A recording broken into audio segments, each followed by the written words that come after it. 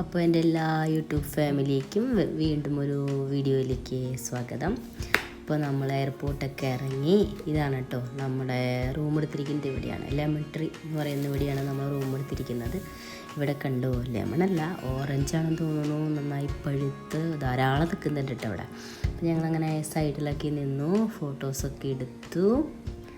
എന്നിട്ട് ഏട്ടൻ്റെ റൂമൊക്കെ അവിടെ പ്രൂഫും കാര്യങ്ങളൊക്കെ കൊടുത്തിട്ട് അതൊക്കെ ഡീൽ ചെയ്യുന്നുണ്ട്. അപ്പോൾ കണ്ണുമൊഴി പോസ് ചെയ്യുന്നു. അത് കഴിഞ്ഞിട്ട് ഞങ്ങൾ നടന്നിട്ടാണ് പോയത് കേട്ടോ. ഇവിടെയാണ് നമ്മൾ ഫുഡ് കഴിക്കാൻ വന്നിരിക്കണേ. അതിൻ്റെ ഉള്ളിലെ കാഴ്ചകൾ ഭയങ്കര രസമാണ് കേട്ടോ. ഒരു ക്രിസ്മസൊക്കെ ആയതുകൊണ്ട് ഭയങ്കര രസമായിട്ടത് ഡെക്കറേറ്റ് ചെയ്തിട്ടുണ്ട്. നമുക്ക് ആ കാഴ്ചകൾ കാണാം.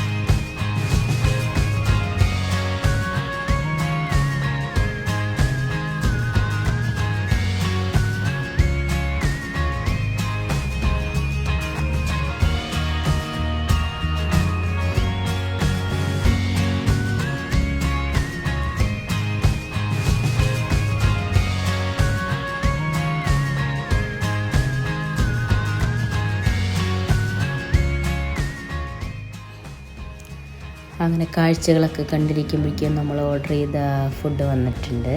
എന്തോ ബർഗർ വന്നിട്ടുണ്ട്. പിന്നെ നമ്മൾ ഒരു എന്താ പറയുക, പൊട്ടാറ്റോ ഉരുളൻകിഴങ്ങ് വറുത്തതൊക്കെ കണ്ണുമോന് ഓർഡർ ചെയ്തിട്ടുണ്ടായിരുന്നു.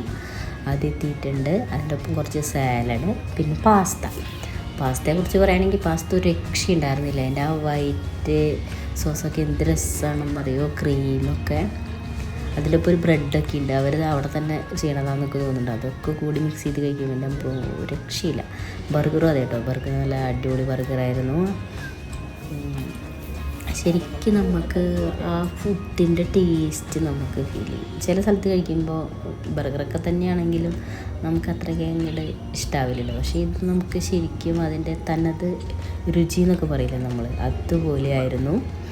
അങ്ങനെ നമ്മൾ ഫുഡൊക്കെ നല്ല അടിപൊളിയായിട്ട് ആസ്വദിച്ച് കഴിച്ചു. ഇതൊക്കെയാണ് കേട്ടോ പാസ്ത. അതിൻ്റെ ബ്രെഡ് സോസൊക്കെ കണ്ടില്ലേ, എന്ത് രസമാണ്. അതിൻ്റെ വൈറ്റ് ക്രീമൊക്കെ. പിന്നെ എന്തോ ഒരു സാലഡ്, എന്തോ ഒരു ഡിഫിക്കൽട്ട് പേരായിരുന്നു അത്, കാരണം എനിക്ക് പേര് ഓർമ്മയില്ല. പിന്നെ ഞങ്ങളൊരു ജ്യൂസ് ഓർഡർ ചെയ്തിട്ടുണ്ടായിരുന്നു. ജ്യൂസും ഒക്കെ അടിപൊളിയായിരുന്നു. മധുരം കൂടുതലുമില്ല കുറവില്ലൊക്കെ പാകത്തിന് നല്ല രസമായിരുന്നു. ജ്യൂസൊക്കെ നമ്മൾ ഈ വെയിലത്ത് നടന്ന് ചെന്ന് ആ ജ്യൂസ് കുടിക്കുമ്പോൾ അതിനൊരു പ്രത്യേക ടേസ്റ്റ് ഉണ്ടാവുള്ളൂ. അതുകൊണ്ട് അങ്ങനെ അതൊക്കെ കഴിച്ചു. ഇതായിരുന്നു കേട്ടോ, അദ്ദേഹമായിരുന്നു അവിടുത്തെ ഓണറെന്ന് തോന്നുന്നു. നമ്മളവിടെ ഫോട്ടോസൊക്കെ എടുക്കുമ്പോൾ നമുക്ക് ലൈറ്റൊക്കെ ഇട്ട് തന്നു. നല്ല ആളായിരുന്നു. അങ്ങനെ ഞങ്ങളൊരു ഫോട്ടോസൊക്കെ എടുത്തു. തിരിച്ചത് റൂമിലെത്തി.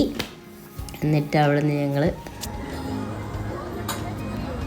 കുറച്ച് നേരം റൂമിലൊക്കെ എത്തിയിട്ട് നമുക്ക് ആ വീഡിയോ ഒന്നും എടുക്കാൻ പറ്റിയില്ല. നമ്മൾ തിരിച്ചെത്തി കുറച്ച് നേരം റെസ്റ്റൊക്കെ എടുത്തിട്ടാണ് പുറത്തേക്ക് ഊബർ വിളിച്ചിട്ട് ഇവിടെ വന്നിരിക്കുന്നത്. ഇത് ബാംഗ്ലൂർ ഫുഡ് സ്ട്രീറ്റാണ്. ഇവിടെ നല്ല വെറൈറ്റി ഫുഡുകളുണ്ട്.